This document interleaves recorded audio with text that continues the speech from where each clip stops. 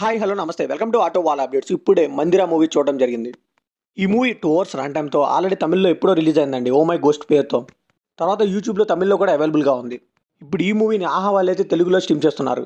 ఇంకా అసలు ఈ మూవీ ఎలా ఉంది, సన్నీ లియోన్ గారు నటించారు కాబట్టి ఎలా ఉందనేది ఇండియా తెలుగులో మాట్లాడుకుందాం. అంతకంటే ముందు మీతో ఒక చిన్న విషయం డిస్కస్ చేయాలండి. పుష్ప 2 మూవీ అప్పుడు సంధ్యాలో ఒక ఆవిడ చనిపోయారు కదా, సో దాని గురించి అది కొద్దిగా అడ్రస్ చేద్దాం అనుకుంటున్నాను. ఇందులో తప్పు ఎవరిది అంటే ఎవరిని తప్పట్లేమండి. కొంతమంది ఏమో చిన్నపిల్లలతో ఫస్ట్ రోజు ఎందుకు బెనిఫిట్ షోకి వెళ్ళడం అంటున్నారు. సో కొంతమంది ఏమో అల్లు అర్జున్ ఆ టైంకి అక్కడ రాకుండా ఉండాల్సింది అంటున్నారు. నేనేమంటానంటే హీరో వచ్చినా కానీ జనం ఉన్నారని కొద్దిగా విచక్షణ రహితం లేకుండా అలా తోసుకుంటూ వెళ్తారా అనేది నాకైతే అర్థం కాలేదు. ఫ్యానిజం ఉండాలి, తనే డెమి గాడ్ ఇలా అనుకోవడం చాలా రాంగ్ అని నా ఫీలింగ్. ఫ్యానిజం ఉండాలి ఎంతవరకు మనకి హామ్ కానంత వరకు, మరీ మనుషులు కూడా మర్చిపోయి తొక్కేసుకుంటూ వెళ్ళే అంత అయితే ఉండకూడదని నా ఫీలింగ్. ఇన్ఫ్యాక్ట్ అక్కడ చనిపోయింది కూడా అల్లు అర్జున్ ఫ్యాన్సే. సో దీనివల్ల ఈ సినిమాకి కానీ ఆ హీరోకి కానీ చాలా బ్యాడ్ నేమ్ వచ్చింది నా ఫ్యాన్స్ వల్లే. సో ఇక నుండి అయినా ఇలాంటి ఈవెంట్ జరిగినప్పుడు మాత్రం కొద్దిగా సెన్సిబుల్గా ఉంటే చాలా మంచిదని నా ఫీలింగ్ ఫ్యాన్స్. ఇంకా కమింగ్ టు మందిరా మూవీ అండి, అప్పుడెప్పుడో అరుంధతి మూవీ వచ్చింది కదా, ఆత్మని లేపి బయటికి తీసుకురావడం, అదే కాన్సెప్ట్గా ఉంటుంది ఈ మూవీ కూడా. కాకపోతే ఒక్కటంటే ఒక్క సీన్ కూడా నాకైతే రిజిస్టర్ అవ్వలేదండి. ఇంకేదో తమిళ్లో కొంతమంది కమెడియన్స్ని పెట్టేసి ఏదో కామెడీ ట్రై చేద్దాం అనుకున్నారు కానీ ఏది వర్కౌట్ అవ్వలేదు, క్రింజ్ కామెడీ అయిపోయింది.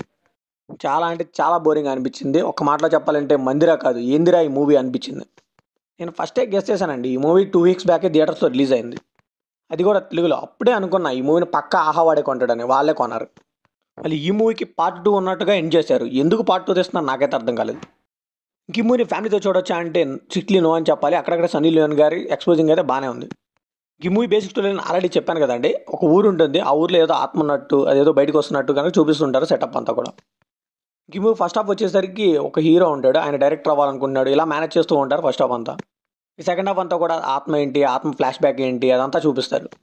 నిజం చెప్పండి ఇదే టెంప్లెట్ మోడ్లో ఎన్ని మూవీస్ వచ్చి ఉంటాయండి, కొత్తగా ఏమీ చూపించలేదు వీళ్ళైతే. అండ్ ఆ ఫిర్యాడి ఫ్లాష్ బ్యాక్ అయితే చాలా దారుణంగా అనిపించింది. అదే ఘోరంగా ఉందంటే క్లైమాక్స్ అయితే మరీ ఘోరంగా అనిపించింది. ఇంకా మధ్యలో సాంగ్స్ కానీ కామెడీ కానీ ఏది వర్కౌట్ అవ్వలేదండి. రొటీన్ కామెడీ హర్రర్ టెంప్లెట్లో వెళ్ళిపోతూ ఉంటుంది మూవీ అంతా కూడా. కాకపోతే యోగ్ బాబు గారు అండ్ సతీష్ గారు వీళ్ళ పర్ఫార్మెన్స్ అయితే బాగానే ఉన్నా కానీ మూవీకి అయితే అడ్వాంటేజ్ అవ్వలేకపోయాయి. ఇంకా కమింగ్ టు సన్నీ లియోన్ గారు, ఆవిడ పర్ఫార్మెన్స్ అయితే ఏం బాగాలేదండి, ఒక్క సీన్ కూడా నాకైతే గుర్తులేదు. సో ఫైనల్గా ఈ మూవీకి మనం ఇచ్చే వర్డిక్ట్ ఏంటంటే ఎప్పుడో వచ్చిన routine horror comedy template movie అనండి. కాకపోతే హారర్ వర్కౌట్ అవ్వలేదు, కామెడీ వర్కౌట్ అవ్వలేదు, మొత్తానికి ఇది ఒక రాడ్ మూవీ అని చెప్పొచ్చు. ఇంకా మీ ఇష్టం, మీరు సన్నీ లియోన్ కోసం చూస్తానంటే చూసేయండి. సో ఇది కంప్లీట్లీ నా ఒపీనియన్ మాత్రమే. మరి ఈ మూవీ మిగిలిన అనిపిస్తుంది కామెంట్లో షేర్ చేసుకోండి, లైక్ చేయండి, షేర్ చేయండి, వెళ్ళే ముందు సబ్స్క్రైబ్ చేసుకోండి.